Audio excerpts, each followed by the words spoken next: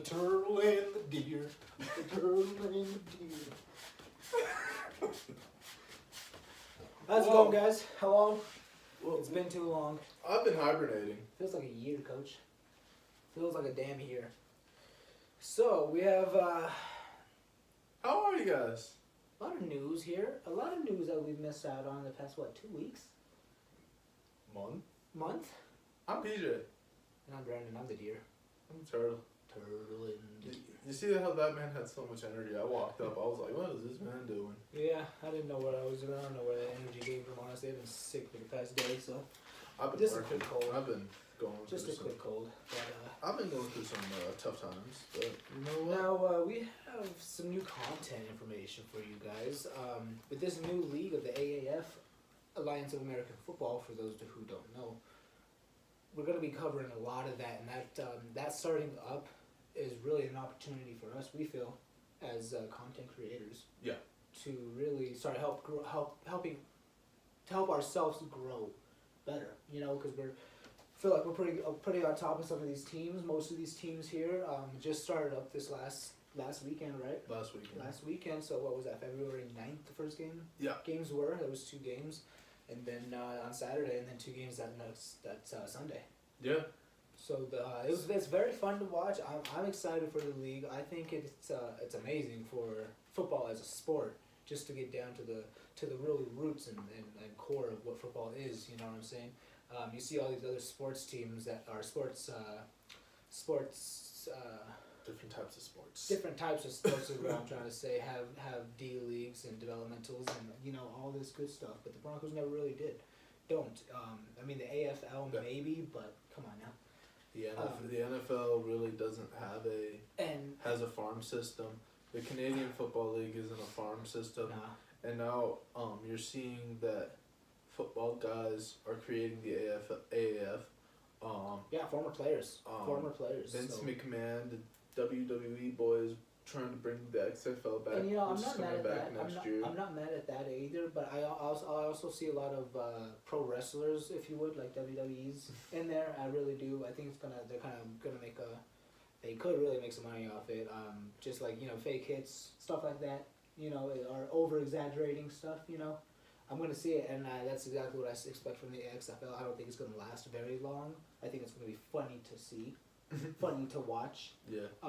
But I think the AAF is the exact opposite of And that. then, It's the exact opposite, and so I'm really excited for this. and then and one more league is coming up. It's called the Freedom Football League. Freedom Football League Next year with Okay. the XFL. Nice. We're gonna have to look that up. But a lot of people are saying like, one spring season football league, that's good. You know what I'm saying? And we can talk about this because we're gonna try to honestly, we're gonna try to wouldn't split this into 10-minute segments. And This is just more of a video to kind of tell you what we've been going through, what we are trying to transition into. Yeah, So exactly. we'll be having another couple videos out talking about the different games and what happened. Once with we those. get a tripod for this phone, it's gonna be glorious. It's gonna be big. It's gonna be great. Yeah, we'll be fine. But It's gonna be big. It's gonna be huge. It's gonna be great. Okay. Is that what he says? Is that what Trump says? I don't know. I don't listen to Trump, bro. Honestly, I don't. I'm just gonna be quite honest with you. I have not one ear lent out to that man. But this is gonna be good for us. The NFL is by no means gone from our content, but Wait, who's that? Who's that man? I sent you that video. who?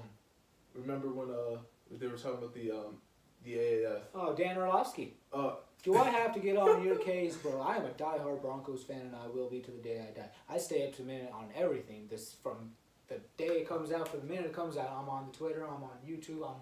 We're talking with this guy here to my left, and for you to say that football fans don't want to see this kind of league, you are outside yourself, sir. Just because you were a third-string quarterback that didn't get his chance to develop the way you should have, and you're jealous. That's what I get from this. You're jealous that you didn't have a league like this. Let's my be friend. real. Your I don't- famous this moment is- was walking in the back of the end zone while getting chased by a Hey, Jared Allen. ouch. So go sit down and be on the Jared bench, Allen. please. A third string bench. But if you're comfortable with that, go ahead and do that. But for the people who do want to play football and showcase their skills that they do have, maybe they don't have the talent as some of these NFL players do. Okay.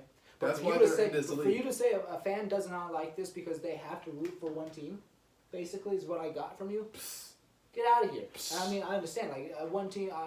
But if there's another league that's gonna promote the talent of other players, Yeah. of these players that aren't getting their chance, Yeah. I'm all for it. And And it brings back the essence of what football is and what football is as a fan to the true sport of hitting. You know. and Get like back to the and like we basics. and like what we saw this last week. A lot of people can't pronounce his name, but I can because you love the man. Shoot, I already forgot his name. Mike Bercovici. Mike Bercovici Sean Washington laid the wood. got his hand He laid the wood. smacked Didn't right get a off call, of and that. Bercovici got up like a man. Stars were dazed. You But- seen his eyes, coach? He got up, but you knew he wasn't comfortable for the rest of the game. Oh after no, he got not at smacked. all, not at all. But at least His- he got up. There was no call about it. It was a good, nice, clean hit. And and I saw this a lot.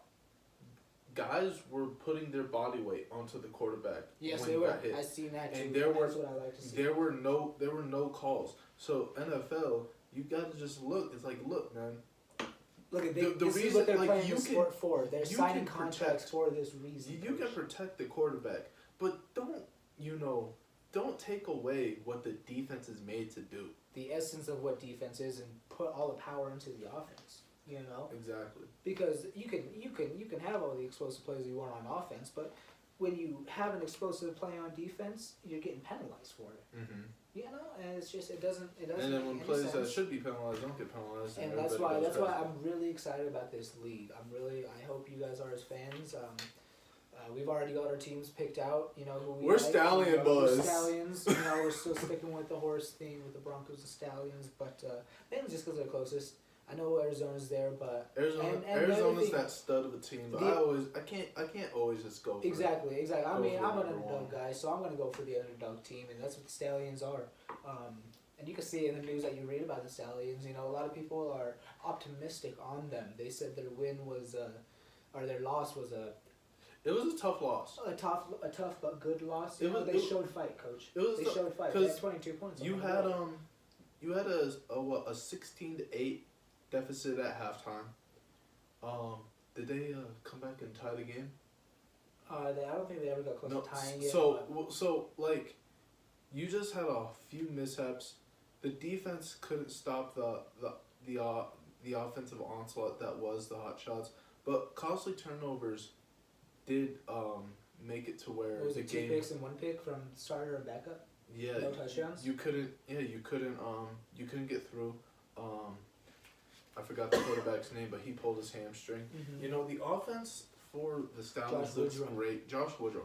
The offense for the Stallions looks great. Well, before we and go I'm through and I'm that, excited for it. before we do go through that, let's go ahead and highlight these teams off first. Okay. You know, and I just have these listed down as from alphabetical order from cities. Okay. Okay, so we're starting off with the Arizona Hotshots. Okay, then we have the Atlanta Legends, and then we go into the Birmingham Iron, the Memphis Express, the Shout Orlando out to Trent Apollos. Richardson on the iron. Yeah, man. Well, I mean, and that's the thing. I'm a T-Rich guy. I'm sorry. There's so many players on this team that true fans of football do know Mm-hmm. and do follow, you know, Mhm. and are decent players here.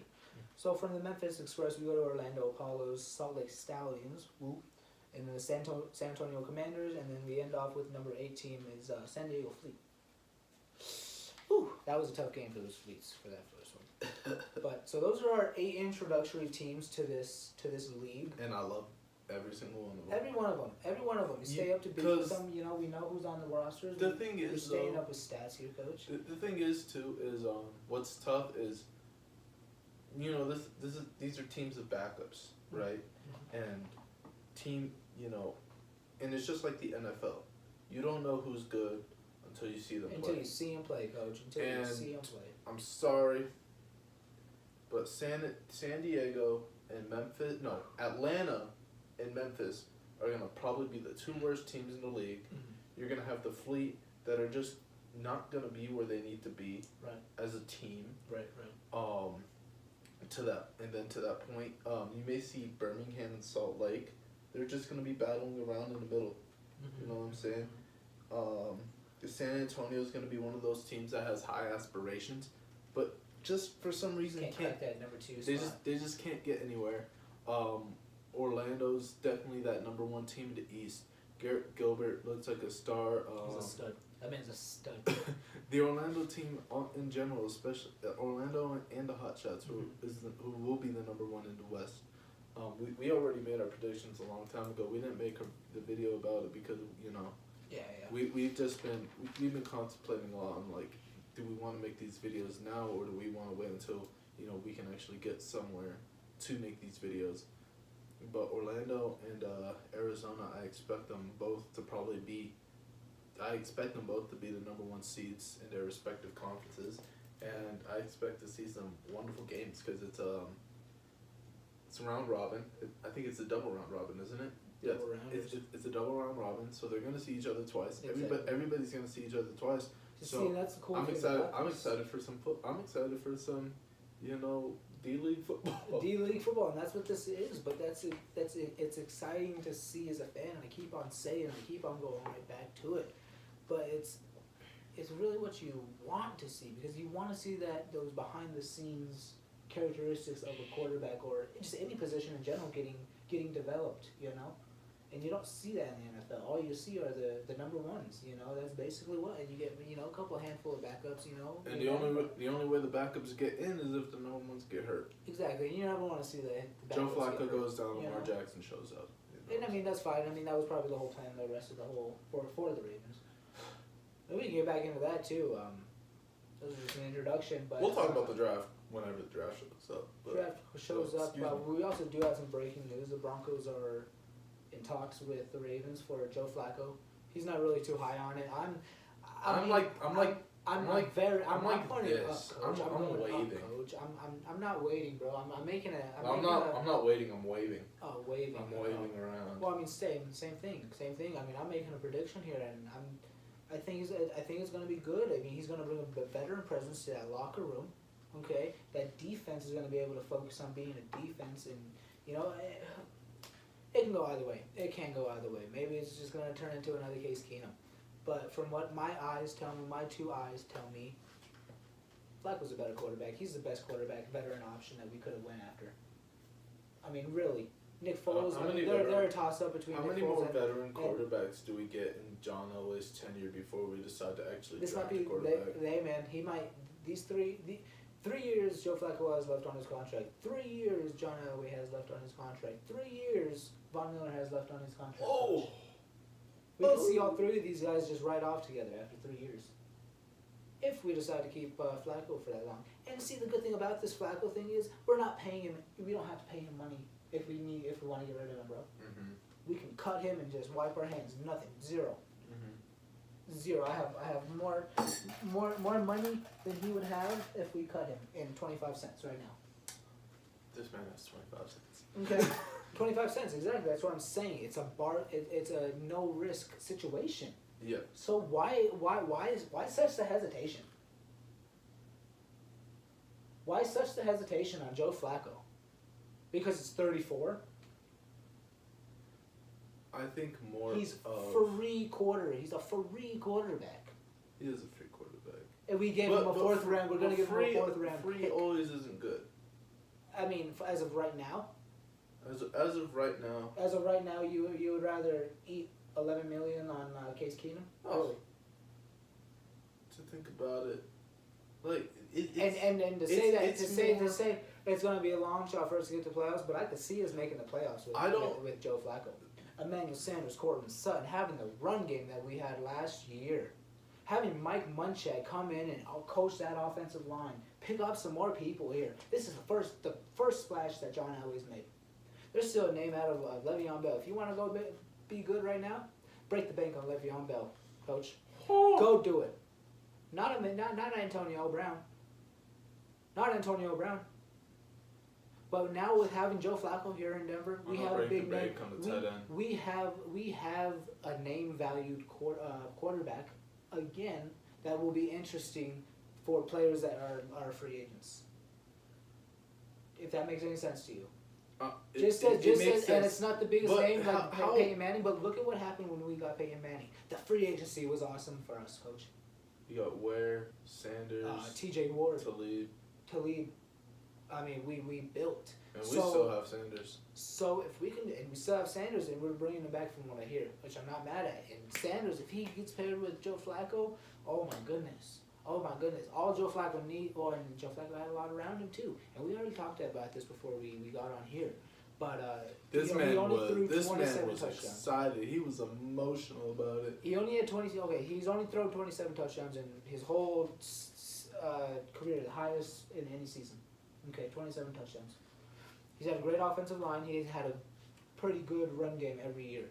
He's had a great defense. So let's get right back to that. And he's already been in the same kind of system. It looks very similar. We have an upgrade of the coaching staff. Not to mention Fangio coached Flacco for 2 years in Baltimore.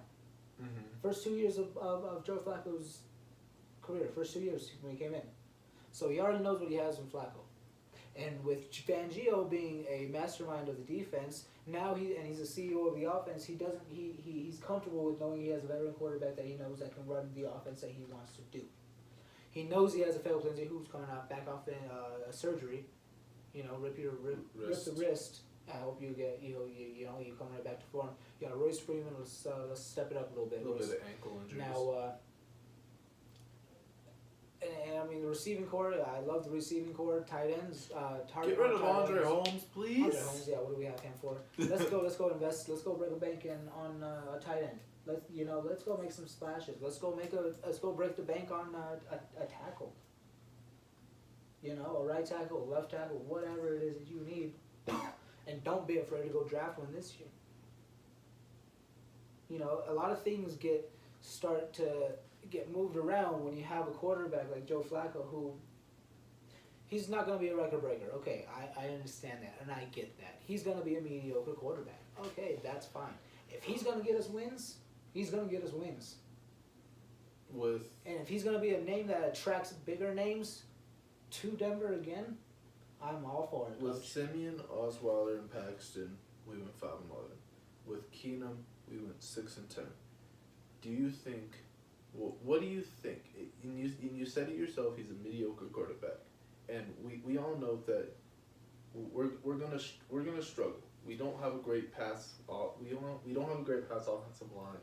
Depending on how Mike Munchak can do everything in his power to tell Garrett Bowles to stop holding. He can tell everybody in his. He can have every. You can. But that's the thing. That's the thing. He's not going to be. He's not going to be afraid to bench him. Is what I'm trying to say here. He's not afraid to make power moves. So if Garrett Bowles doesn't want to fucking start learning how to play football, he's gone or he's benched, and that's going to happen. So it's not going to be a fact of Mike Munchak telling him if he's going to hold or not. It's going to be you're going to fucking play or you're going to get put on the damn bench because you can't play because you're holding. And that's what I like. That he brings that Army backfield. He brings that Army mentality of having his father in the Army, being a Hall of Fame lineman who knows what to do, what not to do. So you don't want to listen to me, Garrett Holmes, you're gone then, buddy. You're too young, you're too old to be doing this. You're what, 26, 27 already? He's 26 in his third year. No, exactly. So let's get it together here. And that's the kind of fire and passion that I need to see from these coaches, from this whole team as a whole. Let's get better. Didn't he not start playing football till he actually got to college? I think I did see that report. And I mean, it would make sense because the guy doesn't know any fundamentals of football, Coach. And it's like it's not like Eric Flowers or a Greg Robinson where those guys have been, or Cyrus Quando where those guys have been linemen, for their lives. No, this dude came into college, played guard because he's big enough to be a guard. He needs to be a guard. He can't handle those the speedy boys on the outside. If these coaches know that, if the scouts and the coaches and head people, John Elway, know that, why are they not doing their due diligence of knowing these players? Look at Paxton Lynch. We just don't have the thing is for whatever reason, we're just not getting the linemen in free agency We're not getting the linemen in the draft. We got Connor McGovern. He hasn't done anything. Max Garcia. He hasn't done anything. You know, we drafted Sam Jones last year, and he was practice squad. Yeah, he. You know, we who was our center? Matt Paradis. He's been our best lineman all the time, like for years. We had Elijah Wilkinson. We had the old guy from the Chiefs. You know what I'm saying? We're getting these linemen, but they're not good. Exactly. You know what I'm saying? They're past their prime. We did have an Orlando Franklin back in the day. You know, he was okay. You know, he wasn't the best. You know, Schofield. If he was a guard, he was a fantastic guard. But you kept moving around. You kept playing with the positions. You know, you had in Schofield. It kind of reminds me of Garrett Bowles. Just a bit, you know. And I honestly, I wouldn't mind to see both those guys in my starting guard positions. I could see. I could. And then we have a guy named Billy Turner, you know, who he played well his first 2 games that I saw when they had him starting right tackle. Right. When Jared Valdir got hurt, then he started struggling a little bit. They kept moving him. They moved him to right guard. They moved him to right tackle. Elijah Wilkinson, he was right guard for a little bit. He went to right tackle, and those aren't names that you want to talk about. No. So the reason why we struggle a lot is it's not in 100%. Well, not even 100%, but a good chunk. You know, give me 60% of the fault is that we just don't have an offensive line. If Joe Flacco comes in here, okay, we have a quarterback now. Great. What if Joe Flacco gets hit 60 times like Deshaun Watson? You know what I'm saying? Yo, I it's get like, it. I that's get not it. Joe But what's Flacco's going to fault. happen with Case Keenum, Coach? What's going to happen with him? You'd rather see Case Keenum in there than Joe Flacco.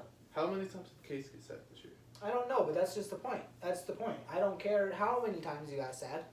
I want to see Joe Flacco in there, no matter who the quarterback is that we'd go pick up in the draft. I'm not high on any of these quarterbacks. I'm really not.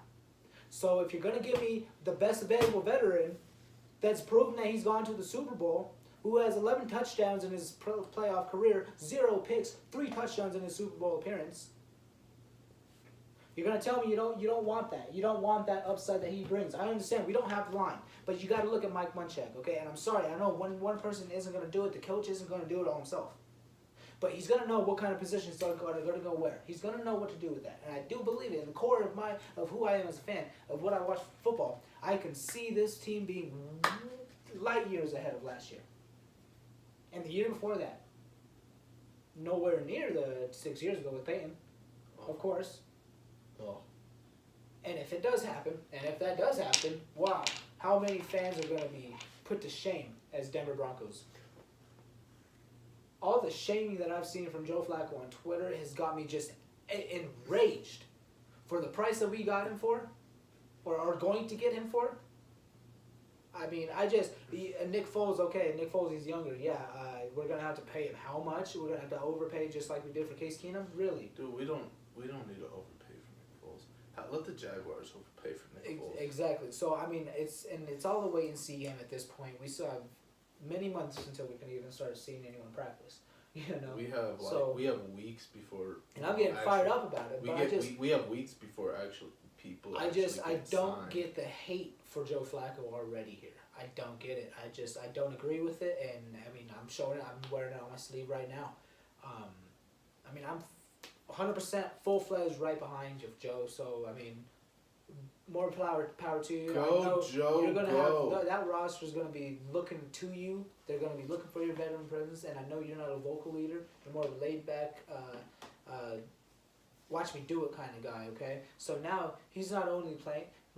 He's not only playing to prove the Ravens wrong, he's playing to prove for a contract, Coach.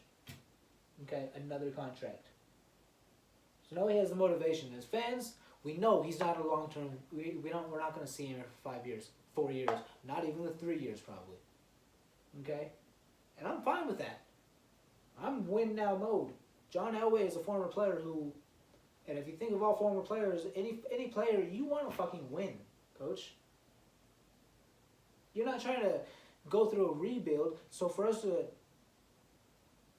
and I know we have many positions on this team that needs to that we have to upgrade and go get and fix. But with the talent that we already do have, seeing Joe Flacco and the team knowing that he's been there, he knows what to do. He knows how to manage the game, really manage the game. Case Keenum is not a game manager. I'm sorry, but if you're trying to lose, then yeah, go ahead and throw him on in there. He'll do you fine. You know. But it's all wait and see, and I guess I gotta temper myself too for it. But I just see how much shade this man's getting, and I don't get it. Well, I don't. we overshot our time. Oh, way over time. Well, I mean, we're supposed to be. We're not even supposed to be talking about this right now. So, appreciate you guys for watching this. Like, comment, and go ahead and comment your favorite teams down below. We do have the Arizona Hotshots. We have the Atlanta Legends. We have the Birmingham Iron. We have the Memphis Express, the Orlando Apollos, the Salt Lake Stallions, San Antonio Commanders, and San Diego Fleet. Comment those names down below and see what you guys. Give us a prediction. Give us a little standing prediction. We'll show you ours here. Do you have it written down? So we can show flip it to it. And, it's just a whole bunch of W's and L's. But you can see the final standings that we predicted. Okay, and as the first week goes, we are 4-0, both of us, right? Is that what we are? Yeah, we are 4-0. Didn't you? No, I was 4-0. We're 4-0, coach. Oh, we really are. Okay. He's trying. I'm trying. I know you guys probably won't be able to see that, but I'll put up a cinematic whenever I have a computer. yeah, for sure. But yeah, go ahead and comment and like, subscribe. And we'll be coming out with another video here shortly.